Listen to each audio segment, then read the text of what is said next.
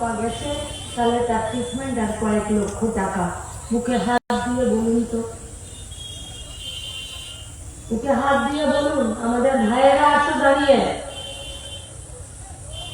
25 থেকে 30-35 বছরের ছেলেপুলেরা দাঁড়িয়ে আছো, বুকে হাত দিয়ে বলো 10 লাখের জীবন চলবে? চলবে 10 লাখের জীবন? ট্রেনে আসছিলাম বারাসাত পর্যন্ত, ট্রেনের ভেতরে পোস্টার লাগানো আছে, এই আয়া সেন্টার, এই আয়া সেন্টারে এসে নাম লেখান। এখানে সব ধরনের আয়ার কাজের জন্য মেয়েদেরকে পাওয়া যাবে এবং এরা বিভিন্ন রাজ্যেও কাজে যেতে রাজি। এজেন্টরা অগ্রাধিকার পাবে, প্রায়োরিটি পাবে, ফোন নাম্বার দেওয়া আছে। ঠিক তার পাশে আরেকটা সাদা কাগজে পোস্টার, যদি উচ্চ মাধ্যমিক গ্রাজুয়েশন, তাহলে এই এই কাজ পাবে, কারখানায় কাজ পাবে, সিকিউরিটিতে কাজ পাবে, অফিসে কাজ পাবে, বাড়িতে বসে কাজ পাবে। বেতন কত? সর্বোচ্চ বেতন দেখলাম 15 আর সর্বনিম্ন বেতন দেখলাম 9,000 টাকা। এত সহজে কাজ পাওয়া যায় যে ট্রেনের গায়ে পোস্টার লাগালে কাজ পাওয়া যায়। কি পাওয়া যায়? যায় পাওয়া?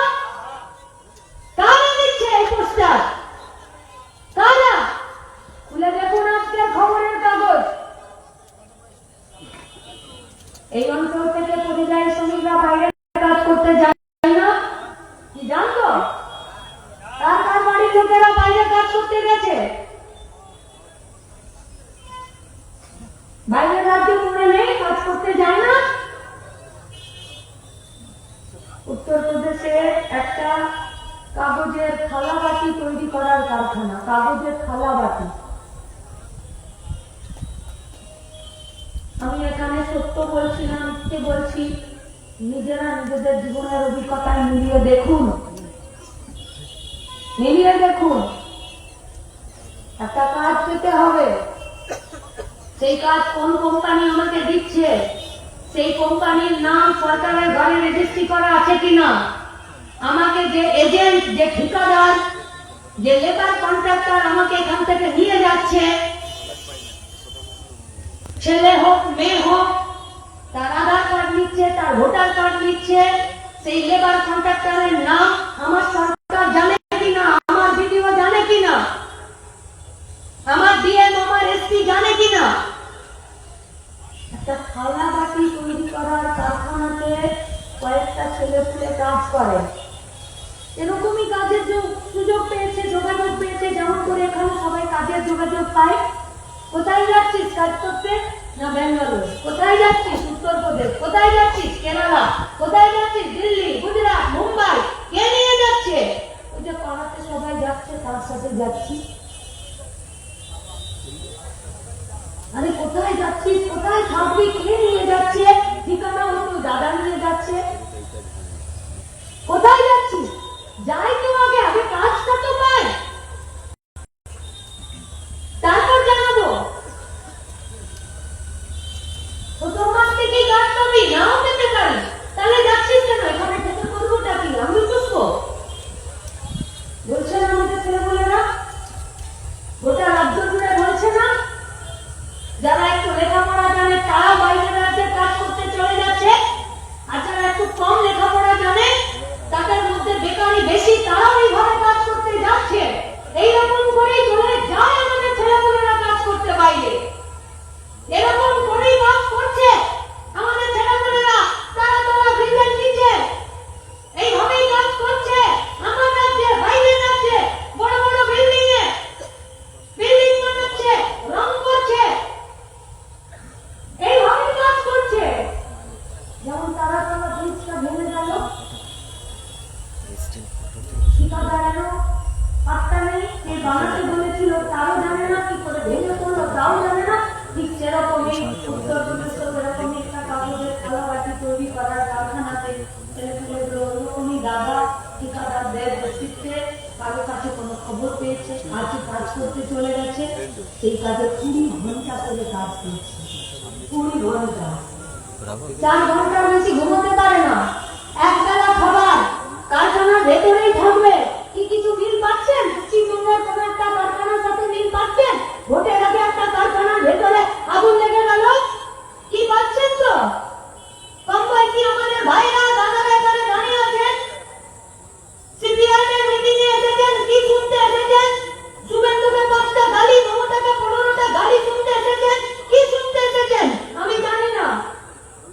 পাচ্ছেন উত্তরপ্রদেশের সাথে পশ্চিমবঙ্গে এরকমই একটা কারখানা ভোটের আগে আগুন লেগে গেল, বাইরে থেকে টানা মারা ছিল, ভেতরে লাশ পুড়ে ছাই হয়ে গেল, খোঁজেই পাওয়া গেল না কে মরলো, তার বাড়ির ছেলে মরলো, আর যে মরলো তার বাড়ির লোকটা ফিরে কাজ পাবে কিনা, ক্ষতিপূরণ পাবে কিনা। ঠিক ওই রকমই ওই উত্তরপ্রদেশের কারখানাটাতে ওই রকমই কাগজের থালা বাটি গ্লাস বানানোর যে কারখানাটা, সেখানে কাজ করছিল 20 ঘন্টার কাজ, 4 ঘন্টা ঘুম, এক বেলার খাবার। আর যদি পালাতে চাই তাহলে বাইরে পিটবুল কুকুর, বাড়িতে ফোন করার সুযোগ নেই।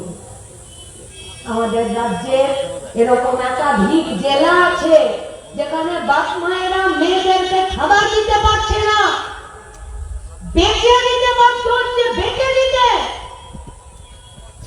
লাস্ট 5 বছরে এই পশ্চিমবঙ্গে একটা বড় অংশের মেয়েদেরকে বাড়ির লোকেরা বেঁচে দিয়েছে। পুলিশ ধরে এনেছে 3টে বাচ্চা মেয়েকে, আর রিক্সাওয়ালা বাবাকে বলেছে তোমার লজ্জা করে না 3টে মেয়েকে বেঁচে দিলে? বললো যখন বাড়িতে বসে দুপুরবেলা খেতে দিতে পারি না তার থেকে বেশি লজ্জা করে, তাই বেঁচে দিয়েছে, তাই বেঁচে দিয়েছে। পালাতে চাইবে, পালানোর উপায় নেই। বাইরে থেকে কারখানার গেটে তালা দেওয়া, পালানোর উপায় নেই। ওরা পালাতে চেয়েছিল, বাইরে পিটবুল কুকুর বসিয়ে রেখেছে। কোন রকমে একজন পালিয়ে পুলিশের থানাতে খবর দিয়েছে, তারপরে কোন রকমে এলাকার লোক দিয়ে যখন উদ্ধার করেছে, আর ওদের ওই 13 জন শ্রমিকের যখন ডাক্তারি যাঁচ করিয়েছে, তখন দেখা যাচ্ছে কারো হাড় ভেঙে গেছে, কারো শরীরে আঘাতের চিহ্ন। যদি কেউ বাড়তি একটু খাবার চাইতো তাদেরকে পেটানো হতো, কেউ যদি 4 ঘন্টা বেশি একটু ঘুমোতে চাইতো তাদেরকে পেটানো হতো। নতুন সরকার তৈরি হয়েছে না, তৃণমূলের উপরে ডিম থেরাপি চলছে না, কোমরে দড়ি বেঁধে বাংলা গেঞ্জি পরে ঘুরানো হচ্ছে না, মাথাটা একদম মনে হচ্ছে যেন ফিফা ওয়ার্ল্ড কাপে খেলতে যাবে। তৃণমূলের নেতাদের কারো মাঝখানটা চেঁচে দিচ্ছে, কারো এইখানটা চেঁচে দিচ্ছে না। কাউন্সিলর, পঞ্চায়েতের মেম্বার, প্রত্যেকটা দিন আমরা একটু খুশি হচ্ছি না যে সবার তো হলো, আমার কারণ নেতাটা কেন জেলে যাচ্ছে না বলতো? চল তাহলে একটু ডিম কিনে নিয়ে আসি, হচ্ছে না পাড়াতে এলাকাতে। যারা আমাদের সর্বস্ব কেড়ে নিচ্ছে, যারা আমাদেরকে সঠিক বেতন দিচ্ছে না, যারা আমাদেরকে একটা কাজ দিতে পারছে না, যারা আমাদেরকে সকাল থেকে রাত পর্যন্ত ধর্মের নামে, জাতের নামে মারামারি, দাঙ্গা, ভয় দেখানোর কাজে আছে, তাদেরকে শাস্তি দেবেন না? কাকে ভয় পাবেন? একমাত্র ভয় পান ভারতের সংবিধানকে। বুকে হাত দিয়ে বলুন, কোন সংবিধানে আছে, কোন আইনে আছে? আমার বিরুদ্ধে আপনার কমপ্লেন থাকলে আপনি আমাকে দৃষ্টান্তমূলক শাস্তি দিন। লোক যাকে দেখে ভয় পায় যে পুলিশ জেগে আছে, পুলিশ ঘুমায়নি, সরকার জেগে আছে, সরকার ঘুমায়নি। বেআইনির বিরুদ্ধে বেআইনি ব্যবস্থা হয় না, বেআইনির বিরুদ্ধে আইনি ব্যবস্থা হয়। তবে গিয়ে মানুষের আইনের প্রতি, পুলিশের প্রতি, সরকারের প্রতি, সমাজের প্রতি, রাজনৈতিক দলের প্রতি, নেতাদের প্রতি আস্থা বাড়ে। আর যদি সবটাই বেআইনি হয়, সবটাই যদি গণমার হয়, সবটাই যদি জনরোষ হয়, মানুষ তখন সবকিছুতেই ভয় পেতে শুরু করে। পশ্চিমবঙ্গের ভয়ের পরিবেশ তৈরি হয়। বুকে হাত দিয়ে বলুন, যদি এখানে বলতে না পারেন যান বাড়ি সমাবেশের পর, তাতে ঘুমানোর আগে নিজের বুকে হাত দিয়ে ভাববেন পশ্চিমবঙ্গে প্রথমবারের জন্য এমন একটি সরকার তৈরি হয়েছে যেটি নির্দিষ্ট ধর্মের, নির্দিষ্ট জাতির মানুষেরা একে নিজের সরকার বলে ভাবতে পারছে না, ভয় পাচ্ছে। কি বলেছি? বলেছি ঠিক? তাহলে এটা তো ভারতের সংবিধানে নেই।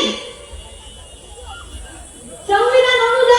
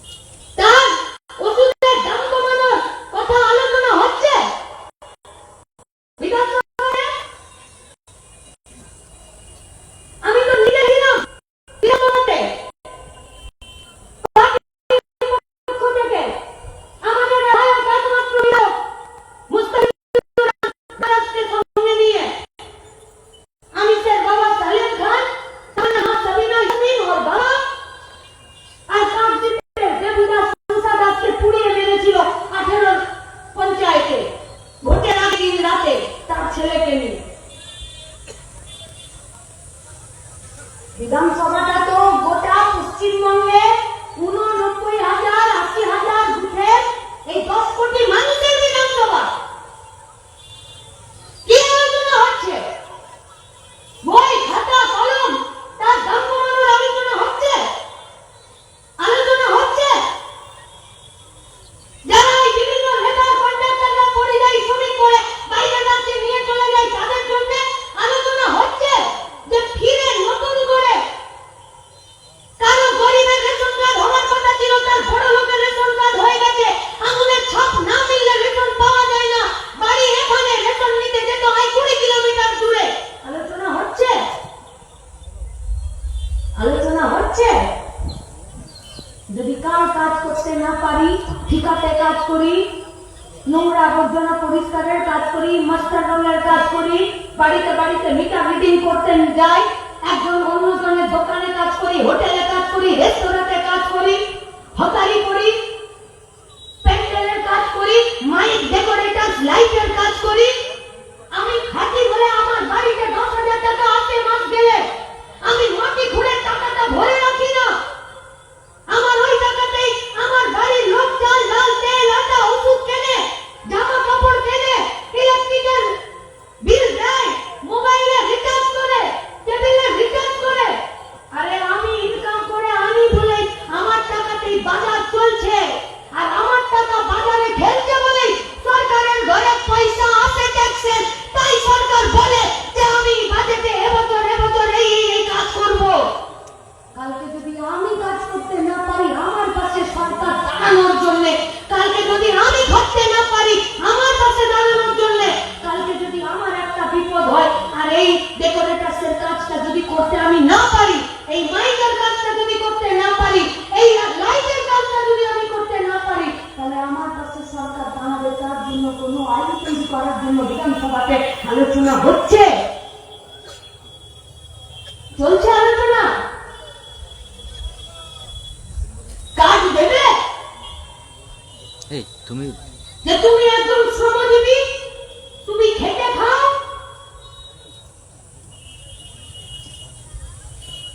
सरकार का काम से उसका नियत पता चलता है।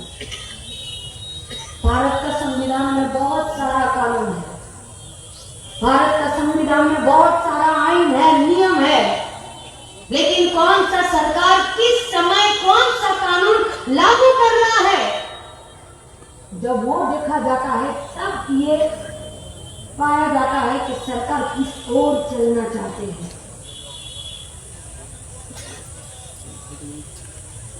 सरकार एलो वकालत शुरू करलो, सरकार एलो, सरकार বললো লক্ষ্মীর ভান্ডার নয় অন্নপূর্ণা ভান্ডার পাবে। আমরা লক্ষ্মীর ভান্ডারেরও পক্ষে বিপক্ষে নয়, আমরা অন্নপূর্ণা ভান্ডারেরও পক্ষে বিপক্ষে নই, কিন্তু মিথ্যে বললো তো, কথা তো মিথ্যে বললো। আরে তুমি যদি গোটা পশ্চিমবঙ্গের যারা কর্মক্ষম মেয়েরা আমরা আছি, আমাদের হাতে যদি কাজ দিয়ে দাও, আমরা কেউ বলবো না যে তুমি মাস গেলে আমার হাতে 1,000 3,000 টাকা ঢুকে দাও, আমি তোমার পোষা ঘরে আমার ইনকামের টাকা দিয়ে তোমাকে ট্যাক্সের টাকা দেবো, যাতে তুমি বাজেটে আরো বেশি সরকারি স্কুল করতে পারো, আরো বেশি তুমি মানুষের জন্য হসপিটাল বানাতে পারো। কিন্তু তুমি তো কাজ দিতে পারোনি, তাই তো তোমাদেরকে প্রকল্প খুলতে হচ্ছে আর টাকা দিতে হচ্ছে। তাই তো মমতা ব্যানার্জি 54 রকমের প্রকল্পের টাকা ছিল, কাজ তো দিতে পারোনি।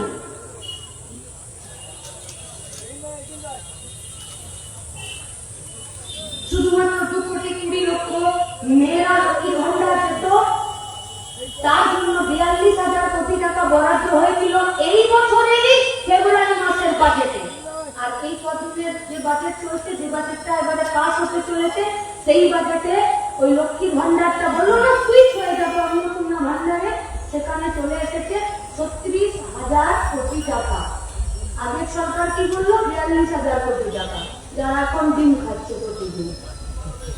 আর যে সরকার বলছে বাচ্চাদেরও ডিম খাওয়া যাবে না, আমি এর পক্ষে বিপক্ষে ভালো মন্দ আমি নিজে জানি না, বলতেও পারবো না। সেই সরকার বলছে যে না আমি সবাইকে 1,500 3,000 করে দেবো, কিন্তু আমার মূল খরচের জায়গা 44,000 কোটি টাকা হওয়া উচিত। হিসাব তো তাই বলে নাকি? 1,500টা যদি 3,000 হয়ে যায়, তাহলে যেটা 42,000 কোটি টাকা বরাদ্দ ছিল সেটা 84,000 কোটি টাকা হয়ে যাওয়া উচিত। কিন্তু বাজেটে বরাদ্দ হচ্ছে 36,000 কোটি টাকা।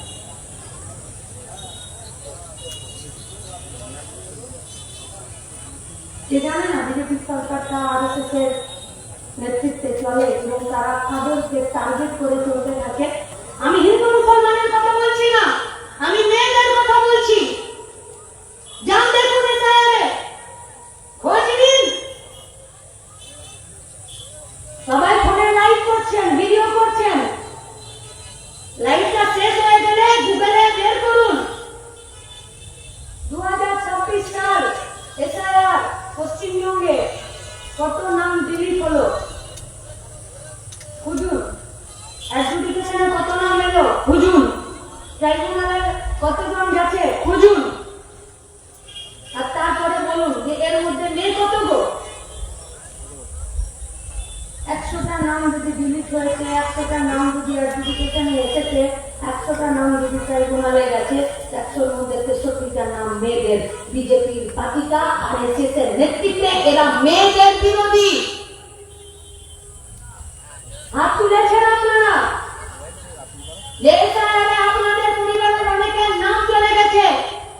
আজ আপনাদের এই যে গঙ্গা, এই গোপালের হাটের এই সভা থেকে আমরা গোটা রাজ্যের সমস্ত মহিলাদের কাছে, গোটা রাজ্যের সমস্ত মহিলাদের কাছে আমরা কথা বলছি, আপনার নাম যদি এসআইআরে ডিলিট হয়ে গেছে, যদি অ্যাডজুডিকেশনে চলে গেছিল, ট্রাইব্যুনালে যেতে হয়েছে, যেতে পারেননি, আপনার কি নথি আছে কি না আছে, আপনি একটা কাগজে লিখে রাখুন।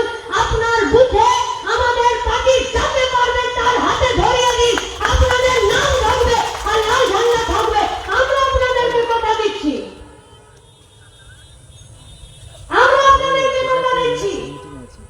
কত বড় আইনের জালে ওরা ভোটারের নামকে বেঁধে দিতে পারে সেটা আমরাও দেখতে চাই। নাম তুলেছিল নির্বাচন কমিশন। নির্বাচন কমিশন ছাড়া এই ভোটার কার্ড আর কোথাও তৈরি হয় না। তাহলে তুমি যখন নাম তুলেছিলে তখন কেন তুমি ভালো করে যাচাই করে নাম তোলনি? কেন তোলনি? কবে থেকে কম্পিউটারে কাজ হচ্ছে?